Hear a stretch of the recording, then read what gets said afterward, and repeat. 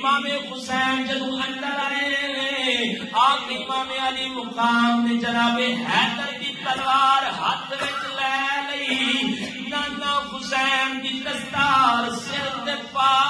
لئی جناب حسن دا پٹکا گل وچ پایا جناب زہرا دی چادر لے لئی جدو لے کے میدان کربلا ول چلے گھوڑے تے بیٹھے پر گھوڑا چلتا نہیں امام علی مقام فرمایا پریشان ہو گئے اور رب نو میری شہادت منظور ہی نہیں گھوڑا چلتا کیوں نہیں جدو تھلے ویکھیا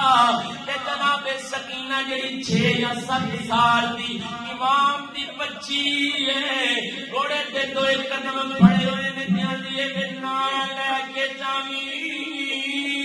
اتنے جناب علی اکبر کے واپس نہیں آئے علی اصغر کے واپس نہیں آئے اور محمد کے واپس نہیں آئے چاچا عباس کے آئے واپس نہیں آیا امام علی مقام نے بچی نو پیچھے کیتا آخیا بچی تو مینوں بڑی چنگی لگنی ہے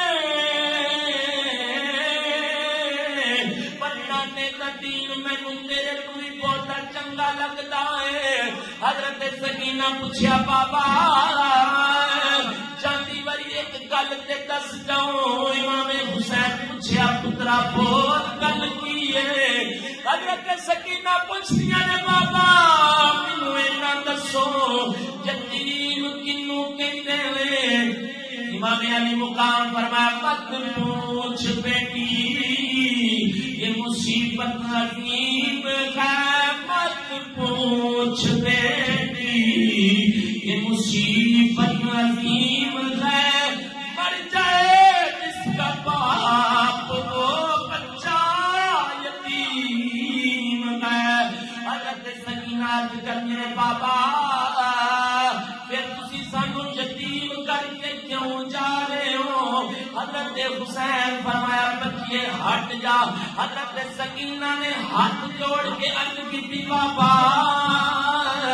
تو ساتھ چلیا جانا پھر واپس نہیں آنا پر میرے ایک گل سن لو اتنے میرا دل نہیں لگتا مینوں نانے دے روزے تے چھڈ آؤ اساں مدینے جانا ساڈا ایتھے دل نہیں لگتا امام علی مقام فرمایا بچے ہٹ جا جدوں چھوٹی جی سکینہ پھڑ لئی پردے دار بیویاں نے امام علی مقام نے کربلا ول منہ کیتا تے اکھاں وچ اتھرو آ گئے حضرت زینب حضرت امام حسین دی بہن آ گئی آ کے کیتی ویرا علی اصغر دا لاشا چکی آئی علی اکبر دا لاشا چکی آئی جوان قاسم دا لاشا چک کے لے کے آئے تیریا اکھاں وچ اتھرو نہیں آئے پر ہن کیوں رونا ہے حضرت امام حسین فرمایا جد میرا نبی نو ہویا جبریل بلا کمایا جد میرا